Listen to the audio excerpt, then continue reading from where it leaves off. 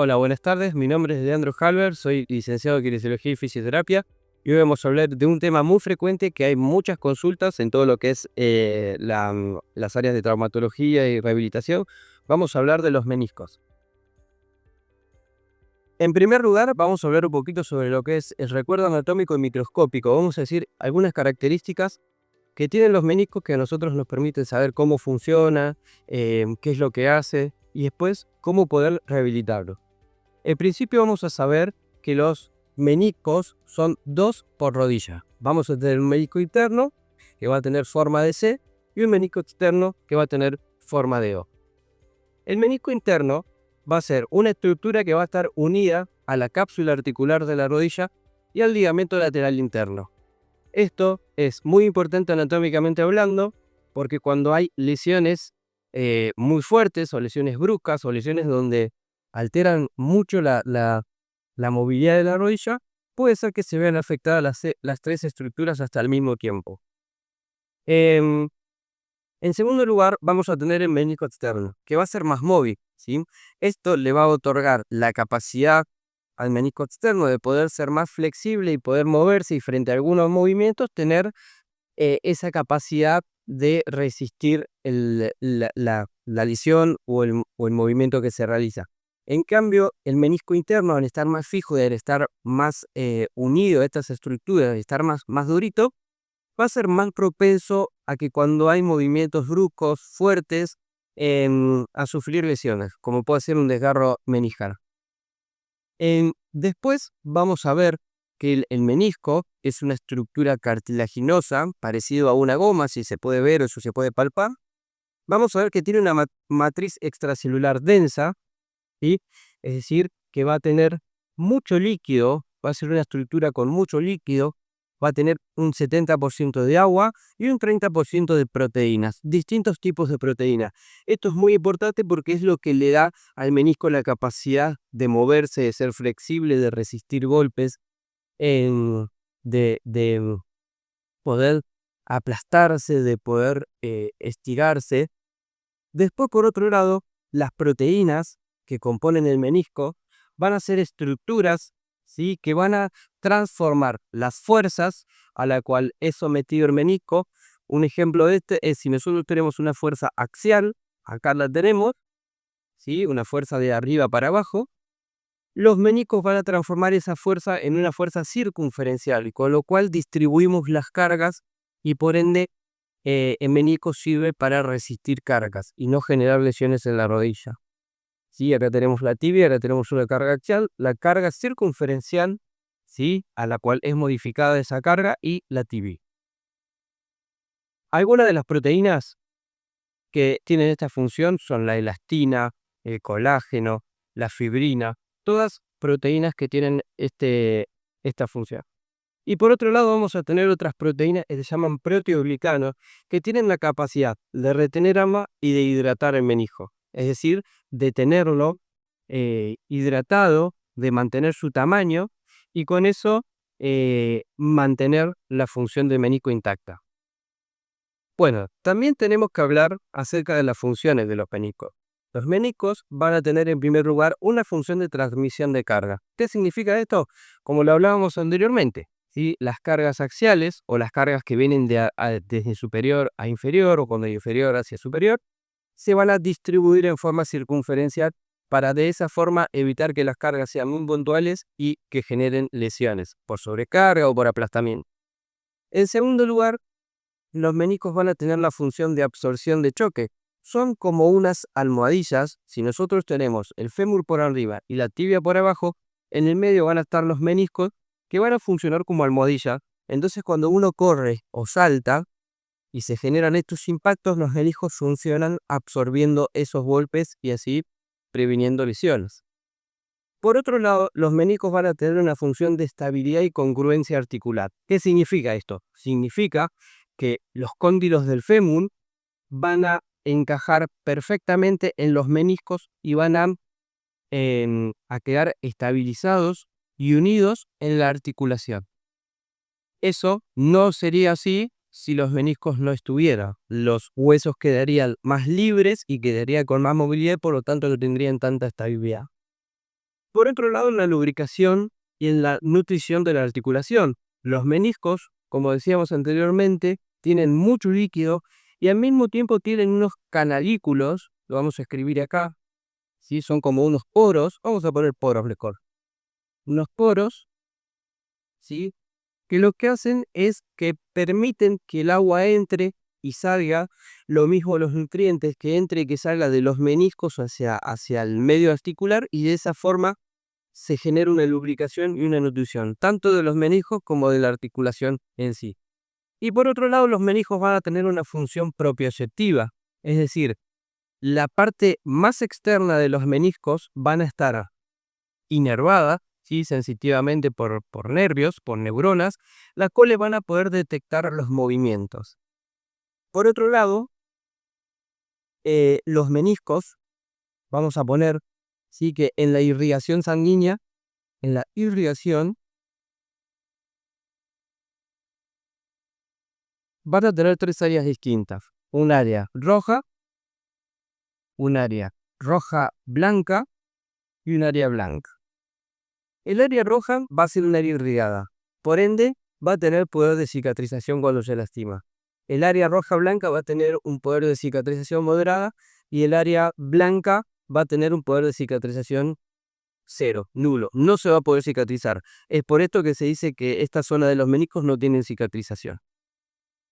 Bueno, vamos a hablar también de algo que pasa muy probablemente antes de que se lesione el menisco y de lo que es el desgaste meniscal. El desgaste meniscal es cuando el menisco va perdiendo su función, va perdiendo su estructura, y eso se debe gracias al paso del tiempo, gracias al uso. Es decir, la edad va a ser un factor muy importante en cuanto a esta lesión, y también la sobrecarga, el uso.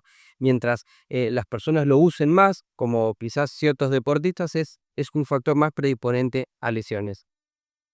El desgaste meniscal se produce, bueno, en principio por la edad del uso, pero después también gracias a la pérdida de la elasticidad que se genera por la disminución en la capacidad de la síntesis proteica. Es decir, cuando uno va siendo más grande, va disminuyendo la capacidad de síntesis proteica, y por ende las proteínas que nombramos anteriormente van disminuyendo su concentración, y por ende el menisco se hace menos elástico y menos capaz de resistir a los movimientos y a los golpes. Esto va a estar íntimamente relacionado también a la hidratación, ¿sí? Por este motivo también el menisco va a perder tamaño y va a perder hidratación.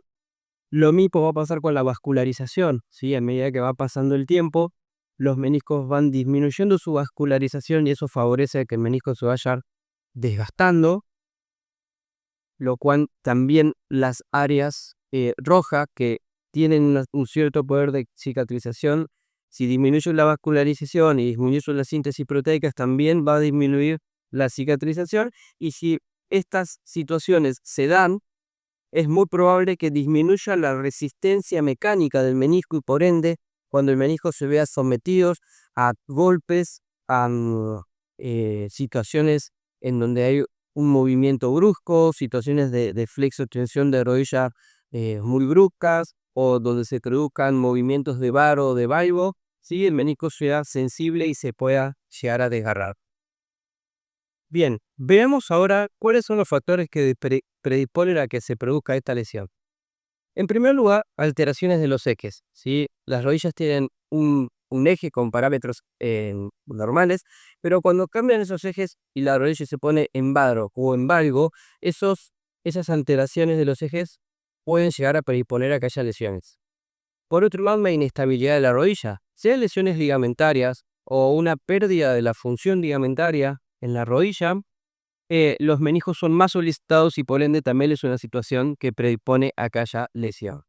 La atrofia muscular, cuando una persona tiene una lesión, se está recuperando y queda con debilidad muscular, o una persona que simplemente no tiene fuerza o el músculo disminuye por desuso, ¿sí? Genera atrofia muscular, y eso debilita la rodilla, y la rodilla, al estar debilitada también predispone a que haya una lesión meniscal. Lesiones cápsulo-ligamentosas, ¿sí? Como hablamos anteriormente, esto también está ligado a la inestabilidad. Si hay lesiones cápsulo-ligamentosas, seguramente la rodilla va a estar inestable, seguramente la rodilla, los músculos de la rodilla también van a estar atrofiados, y eso va a favorecer a que se produzca la lesión meniscal. Otro de los factores predisponentes que son muy importantes son las actividades deportivas y las actividades laborales. Con esto no quiere decir que no se tiene que hacer deporte, todo lo contrario, se tiene que hacer mucho deporte, se tiene que fortalecer las rodillas, se tienen que preparar neurológicamente para que las rodillas respondan de la mejor manera, y obviamente que siempre los beneficios que traen los deportes son muchos mayores que las pocas lesiones que genera en relación a todos los que hacen deporte. Y en cuanto a las actividades laborales, generalmente son los trabajos que generan trabajos repetitivos y, y generalmente que fuerzan mucho las rodillas o los miembros inferiores. Bueno, vamos a hablar un poquito sobre los diferentes tipos de lesiones que pueden haber en los meniscos. En principio tenemos una lesión horizontal, sí, que se puede dar a veces cuando el menisco es comprimido en la zona del cuerpo del menisco y se puede lastimar en la zona central, se puede desgarrar. Por otro lado, vamos a tener una lesión radial cuando se compromete alguna zona en el lado interno o en el lado externo y se rompen de esta forma. Por otro lado, vamos a tener una lesión un poco más agresiva, que es la lesión en asa de balde, que es cuando se rompe de manera muy abundante en la zona central del menisco, y eso lo que produce es un deslizamiento o un movimiento de una parte del menisco hacia la zona articular, ¿sí? Con lo cual esta estructura puede llegar a generar alteraciones biomecánicas o sintomatología como bloqueo, en donde la persona quizás sienta que no puede mover la rodilla o que la tiene trabada. Por otro lado, vamos a tener lesiones complejas, que son cuando se juntan o tenés dos tipos o más de lesiones, como por ejemplo se puede combinar la radial con la horizontal, entonces ahí tenemos lesiones complejas. Y por otro lado tenemos lesiones en FLAR, que es cuando un fragmento del menisco también se desprende y queda en lo que sería la articulación de la rodilla, alterando la normal función de lo que sería el fémur sobre la tibia, y también genera alteraciones y síntomas como bloqueos o disfunción articular. Bueno, vamos a hablar un poco sobre los tratamientos, distintos tipos de tratamiento que tiene la lesión meniscal.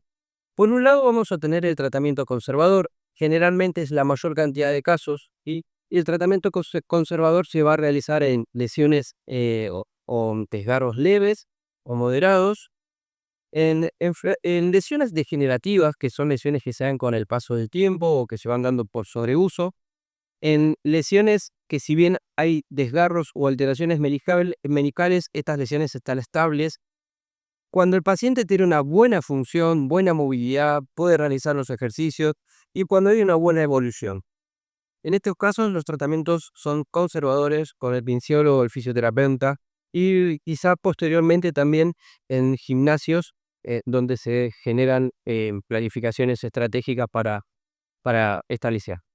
Por otro lado, vamos a tener tratamientos quirúrgicos como la menisectomía, que la menisectomía es cuando se opera, se saca el menisco, puede ser total o puede ser parcial. La menisectomía total ya no se utiliza casi porque genera artrosis precoz de rodilla. La menisectomía parcial se da en lesiones meniscales graves donde hay que quitar fragmentos. Y por otro lado, se utiliza la sutura velical, que también es una cirugía artroscópica, ¿sí? Pero es una cirugía quizás de menor intensidad, que se da en lesiones graves, se da en situaciones que el paciente tiene bloqueada la rodilla y no la puede desbloquear, se da cuando el paciente tiene mucho dolor y se da también cuando el paciente tiene impotencia funcional, tiene dificultades para marchar, para moverse. Bueno, vamos a hablar un poco del protocolo de rehabilitación. Esto es lo que va a hacer un paciente en la medida que arranca a rehabilitar después de la cirugía, eh, y que va a ir intentando volver a la vida con normalidad. En primer lugar, vamos a tener una fase 1 que va a ser de la semana 0 a la semana 4, donde vamos a tratar de controlar el dolor y la inflamación en mayor lugar, y también vamos a empezar a hacer trabajos de movilidad para ir recuperando de a poco la movilidad. Vamos a utilizar el protocolo PRICE para poder disminuir la inflamación, que es protección, reposo, hielo, compresión y elevación los primeros días. Vamos a utilizar el vendaje compresivo también para evitar que la rodilla se haga hidratrosis. El paciente Llegado el caso, va a necesitar usar medicación si es que lo pautado con el doctor. Lo ideal sería que no, para no alterar los procesos de curación, pero llegado el caso se puede utilizar. El paciente va a realizar cuidado de la herida, aunque si es una cirugía artroscópica, es una cirugía muy pequeña, igual hay que cuidar la herida. Y por otro lado, se va a empezar a trabajar sobre la movilidad pasiva y asistida para que el paciente empiece a ir ganando movilidad. Eso en las primeras 4 semanas. En la fase 2, que es de la semana 4 a la semana 8, el paciente ya va a necesitar tener completa la extensión de rodilla. Después va a tener que tener una flexión aceptable, superando los 100 grados de flexión de rodilla. El paciente empieza a trabajar sobre la tonificación muscular, es decir, en la fase 2 el paciente ya empieza a trabajar más sobre la movilidad, es decir, como objetivo en esta fase tenemos recuperar más la movilidad y empezar a tonificar los músculos y estimularlos para que se empiecen a potenciar su fuerza. Al mismo tiempo vamos a monitorear los síntomas para ver que las cargas no sean nocivas para la cirugía. Y por otro lado vamos a ir haciendo de a poco un aumento de cargas progresiva para ir teniendo cada vez un poquito más de fuerza y un poquito más de movilidad. En la fase 3, que generalmente es desde la 8ª a la 12 semana, vamos a trabajar más sobre el fortalecimiento muscular. Ahí ya vamos a empezar a agregar un poco más de carga y hacer ejercicios de musculación. Vamos a aumentar el rango completo, es decir, los movimientos que faltan completarlo, nos vamos a enfocar en eso, también con diferentes técnicas. Vamos a incorporar ejercicios propioceptivos para que la persona pueda tener de vuelta la noción de su propia rodilla y de sus propios movimientos. Vamos a incorporar ejercicios de elongación para ir ganando flexibilidad y para ir ganando otro tipo de habilidades. Y también en esta etapa ya la persona puede combinar la terapia de rehabilitación con otras actividades, como puede ser la pileta, como puede ser hacer bicicleta, como puede ser salir a caminar, como puede ser hacer trote recto. Entonces, ya en esta etapa el paciente ya viene bastante avanzado. En la fase 4, de más o menos después de las 12 semanas hasta las 16 o incluso hasta las 20, se genera una readaptación si es que el paciente ya hace deporte. Si el paciente hace deporte, ya empiezan a hacerse movimientos deportivos para que el paciente pueda ir entrando en estado físico y en el estado de ese deporte. Empieza a realizar trabajos de pliometría, en donde empezamos a realizar saltos, cambios de dirección y todo ese tipo de actividades. Vamos a trabajar sobre la coordinación para que haya un buen trabajo neuromuscular y que el paciente pueda tener reflejos y pueda estar bien despierto a la hora de responder. Trabajos de cambio de dirección o de aceleración para ir trabajando también ese tipo de movimientos y actividades que serían las más complejas. Esto sería un protocolo de rehabilitación desde 0 a 20 semanas, a 5 meses más o menos, que es lo que dura la rehabilitación de menisco. Pero antes de terminar el video quería hablarles un poco de la marcha. Si el paciente fue sometido a una sutura meniscal, necesitamos darle tiempo al menisco para que cicatrice. Por eso, al principio, las primeras 2 o 3 semanas es necesario que el paciente no tenga carga en la rodilla y utilice las 2 muletas. Después de a poco vaya pasando al apoyo parcial con 2 muletas y después que pase a una muleta, que generalmente puede ser ya a partir de los 15 o 20 días hasta el mes o mes y medio, ya empieza a trabajar con una muleta del lado contrario a la rodilla operada. Después, cuando el paciente ya se siente mejor y ya con el tratamiento de cirugía o de fortalecimiento empieza a activar mejor la musculatura y ya empieza a tener más respuesta, el paciente empieza a marchar en su casa, a practicar en su casa en una zona de tranquilidad y después por último deja la otra muleta y puede salir afuera de su casa ya caminando con normalidad. Bueno, si llegaste hasta acá es porque seguramente o te lesionaste los meniscos, o te van a operar, o ya te operaste y te estás rehabilitando, o sos un profesional de la salud, o sos un profesional de la actividad física y te interesa todo lo que es la rehabilitación de menisco. O a lo mejor sos una persona que quizás no está vinculada a la salud o al deporte, eso, pero te interesa. Así que te quiero agradecer por estar acá, por ver el video, y te voy a pedir que si te interesa y querés seguir viendo videos, que te suscribas y que pongas me gusta. Acá te dejo mis redes sociales por si querés tener más información. Te mando un abrazo grande y nos vemos en el próximo video.